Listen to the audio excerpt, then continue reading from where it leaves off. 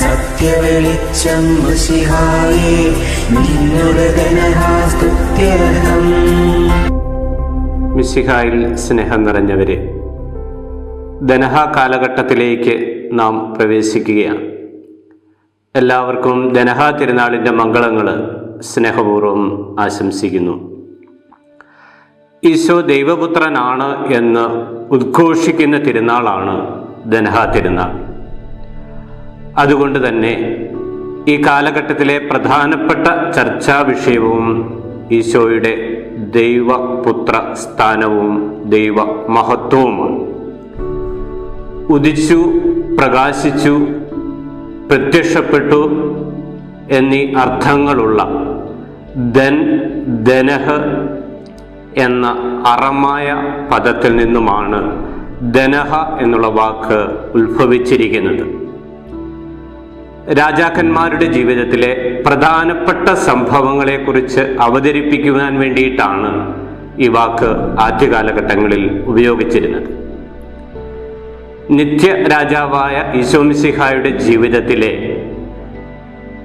ദൈവ മഹത്വത്തെക്കുറിച്ചും ദൈവപുത്ര സ്ഥാനത്തെക്കുറിച്ചും ഉദ്ഘോഷിക്കുന്നതിനായിട്ടും പിന്നീട് ഈ വാക്ക് ഉപയോഗിക്കുവാനായിട്ട് തുടങ്ങി.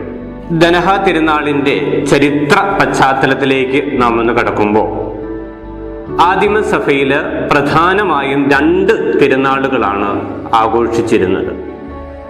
ധനഹ തിരുനാളും ഉയർപ്പ് തിരുനാളും. ഡിസംബർ 25-ന് ക്രിസ്തുമസ് ആഘോഷിക്കുന്ന ഒരു പതിവ് ആദിമസഭയിൽ ഉണ്ടായിരുന്നില്ല.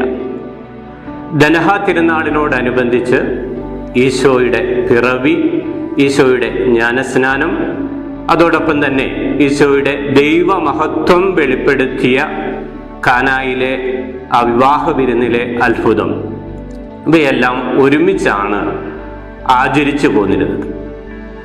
ജെറുസലേമിൽ AD 312-നും 325-നും ഇടയ്ക്കും, റോമിൽ 325-നും 335-നും ഇടയ്ക്കാണ് ക്രിസ്തുമസും ധനഹായും 2ആയിട്ട് ആചരിക്കുന്ന പതിവ് ആരംഭിച്ചത്. പാശ്ചാത്യ സഭയിലും പൗരസ്ത്യ സഭയിലും ഈശോയുടെ ദൈവത്വത്തെയും മനുഷ്യത്വത്തെയും കുറിച്ചുള്ള അബദ്ധ പ്രബോധനങ്ങൾ ഉടലെടുത്തപ്പോഴാണ് ഈശോയുടെ മനുഷ്യത്വത്തെ ആചരിക്കുന്ന പിറവി തിരുനാളും ദൈവത്വത്തെ ആചരിക്കുന്ന ധനഹ തിരുനാളും 2ആയിട്ട് ആചരിക്കുന്ന പതിവ് ആരംഭിച്ചത്. ഇന്നും ചില ക്രൈസ്തവ സഭകളിലൊക്കെയും ധനഹ തിരുനാളും പിറവി തിരുനാളും ഒരുമിച്ച് ആചരിക്കുന്ന പതിവ് നിലനിൽക്കുന്നുണ്ട്. ധനഹ തിരുനാളിനെ കുറിച്ച് പാശ്ചാത്യ സഭയിലും പൗരസ്ത്യ സഭയിലും വ്യത്യസ്തമായിട്ടുള്ള പാരമ്പര്യങ്ങളും അർത്ഥതലങ്ങളുമാണ് നിലനിന്നിരുന്നത്. പൗരസ്ത്യ സഭകളെ സംബന്ധിച്ചിടത്തോളം മുമ്പ് സൂചിപ്പിച്ചതുപോലെ തന്നെ ധനഹ തിരുനാളിൽ ഈശോയുടെ മാമോദീസായും പിതാവായ ദൈവം പുത്രനായ ദൈവത്തിന് നൽകുന്ന സാക്ഷ്യവും, അതോടൊപ്പം തന്നെ ഈശോ തൻ്റെ ദൈവത്വം വെളിപ്പെടുത്തിയ കാനായിലെ കല്യാണ വിരുന്നും ഓർമ്മിച്ച് ആചരിക്കുമ്പോൾ, പാശ്ചാത്യ സഭയിൽ കാലിത്തൊഴുത്തിലേക്ക് കടന്നു വന്ന 3 രാജാക്കന്മാരെ അനുസ്മരിക്കുകയും അവര് പൊന്നും മീറയും കുന്തിരിക്കവും കാഴ്ച സമർപ്പിച്ച് ഈശോയുടെ ദൈവത്വത്തെ അംഗീകരിച്ച് ഏറ്റുപറയുന്നതിനെയും അനുസ്മരിക്കുന്നതാണ് ധനഹ തിരുനാൾ. 16-ാം നൂറ്റാണ്ട് വരെ മാർത്തോമ ക്രൈസ്തവരുടെ ഇടയിൽ ഏറ്റവും ആഘോഷപൂർവ്വം ആചരിച്ചിരുന്ന തിരുനാളാണ് ധനഹ തിരുനാൾ. രാക്കുളി തിരുനാൾ എന്നും പിണ്ടികുത്തി തിരുനാൾ എന്നും ഒക്കെ ഇത് അറിയപ്പെട്ടിരുന്നു. ഈശോയുടെ മാമോദീസായുടെ തലേ ദിവസം കത്തിച്ച ദീപം പിണ്ടിയിൽ കുത്തി നിർത്തി ലോകത്തിന്റെ പ്രകാശമായ മിശിഹായെ അനുസ്മരിച്ചിരുന്നതിനാൽ പിണ്ടുകുത്തി പെരുന്നാൾ എന്നും ഇത് അറിയപ്പെട്ടിരുന്നു. അന്ധകാരത്തെ നീക്കി ലോകത്തിന്റെ പ്രകാശമായ മിശിഹായെ അവതരിപ്പിക്കുന്ന പ്രധാനപ്പെട്ട തിരുനാളായിട്ടാണ് പിണ്ടികുത്തി തിരുനാൾ ഇന്നും കേരളത്തിലെ പല ക്രൈസ്തവരും ആചരിക്കുക.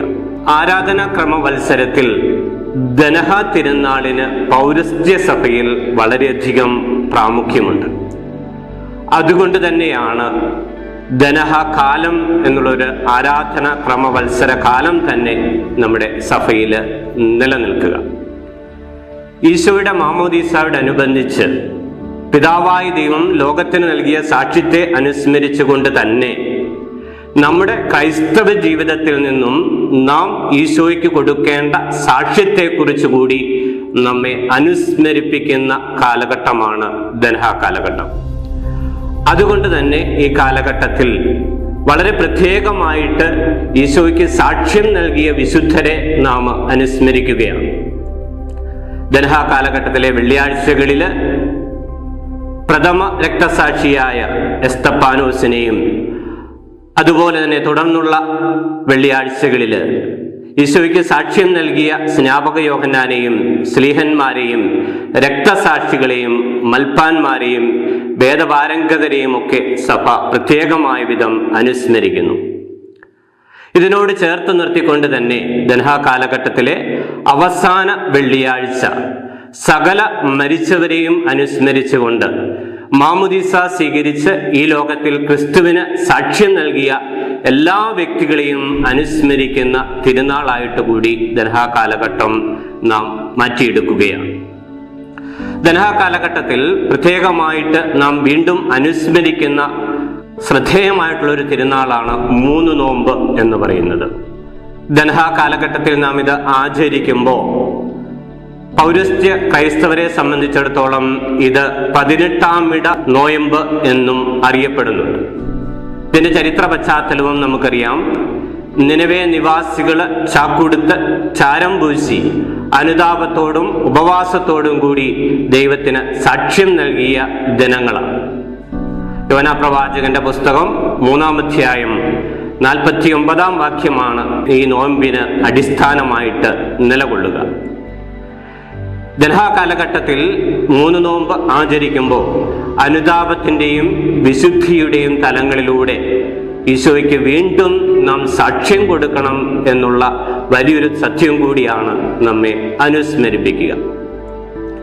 ദനഹ കാലഘട്ടത്തിലൂടെ നാം കടന്നു പോകുമ്പോൾ നമ്മുടെ മനസ്സിലേക്ക് കടന്നു വരേണ്ട പ്രധാനപ്പെട്ട ചിന്ത ഈശോയുടെ മാമോദീസായും ഈശോയ്ക്ക് പിതാവായ ദൈവം കൊടുത്ത സാക്ഷ്യവുമാണ് എങ്കിൽ നമ്മുടെ മാമോദീസായെയും ക്രൈസ്തവ ജീവിതത്തിലൂടെ നാം കൊടുക്കേണ്ട സാക്ഷ്യത്തെയും കുറിച്ചാണ് ഈ കാലഘട്ടം പ്രത്യേകമായിട്ട് നമ്മെ അനുസ്മരിപ്പിക്കുക. മാമോദീസ സ്വീകരിച്ച നാം ഓരോരുത്തരും നമ്മുടെ വ്യക്തിപരമായ ജീവിതത്തിലൂടെ ഈശോയ്ക്ക് സാക്ഷ്യം കൊടുക്കേണ്ടവരാണ്. അത് കൗദാശിക ജീവിതത്തിലൂടെയും സഭാത്മക ജീവിതത്തിലൂടെയുമാണ് നാം ഇന്ന് പൂർത്തീകരിക്കേണ്ടത്. നമ്മുടെ കൗദാശിക ജീവിതത്തിൽ എന്തുമാത്രം വിശുദ്ധിയോടും ചൈതന്യത്തോടും കൂടി മുന്നോട്ട് പോകാനായിട്ട് നമുക്ക് സാധ്യമാകുന്നുണ്ട് എന്ന് ഈ കാലഘട്ടം നമ്മോട് ചോദിക്കുന്നു. അതോടൊപ്പം തന്നെ സഭാത്മക ജീവിതത്തിൽ സഭയോട് ചേർന്ന് നിന്നുകൊണ്ട് ക്രൈസ്തവ ജീവിതത്തിന് എന്തുമാത്രം സാക്ഷ്യം കൊടുക്കാനായിട്ട് നമുക്ക് സാധ്യമാവുന്നുണ്ട്. ഈ 2 തലങ്ങളിലൂടെ നമ്മൾ കടന്നു പോകുമ്പോഴും നമ്മുടെ ക്രൈസ്തവ ജീവിതം ഈശോയ്ക്ക് സാക്ഷ്യം കൊടുക്കാനുള്ളതാണ് എന്നുള്ളൊരു വലിയ തിരിച്ചറിവിലേക്കാണ് നമ്മെ കൊണ്ടെത്തിക്കേണ്ടത്. പിതാവായ ദൈവം പുത്രനായ ദൈവത്തിന് ഇവൻ എൻ്റെ പ്രിയപുത്രനാണ്, നിങ്ങൾ ഇവനെ സ്വീകരിക്കുവിൻ എന്നുള്ള സാക്ഷ്യം കൊടുത്തതുപോലെ തന്നെ മാമോദീസായിലൂടെ ദൈവ പുത്രനായിട്ട് മാറിക്കൊണ്ട് ഈശോയ്ക്ക് സാക്ഷ്യം കൊടുത്തുകൊണ്ട് ലോകത്തിന്റെ പ്രകാശവും ഭൂമിയുടെ ഉപ്പുമായി മാറുവാനുള്ള വിളിയാണ് ദനഹ കാലഘട്ടം നമ്മിൽ നിന്നും ആവശ്യപ്പെടുക. ലോകത്തിൽ പുത്രനായ മിശിഹായെ പിതാവായ ദൈവം അവതരിപ്പിച്ചതുപോലെ തന്നെ ദൈവപുത്രരായി മാറുക എന്നുള്ളതാണ് ഈ കാലഘട്ടത്തിലെ നമ്മുടെ നിയോഗം. ആ നിയോഗം ഏറ്റെടുത്തുകൊണ്ട് സാക്ഷ്യത്തിന്റെ ജീവിതം നയിക്കുവാൻ, ഈ ലോകത്തിൽ മിശിഹായെ വെളിപ്പെടുത്തുന്ന ജീവിതം നയിക്കുവാൻ നമുക്കോരോരുത്തർക്കും സാധ്യമാവട്ടെ എന്ന് പ്രാർത്ഥിക്കുന്നു. ഒരിക്കൽ കൂടി ദനഹ തിരുനാളിന്റെ മംഗളങ്ങളും ദർഹാ കാലഘട്ടത്തിന്റെ ചൈതന്യവും നമ്മിൽ ഉണ്ടാകട്ടെ എന്ന് പ്രാർത്ഥിക്കുകയും ആശംസിക്കുകയും ചെയ്യുന്നു.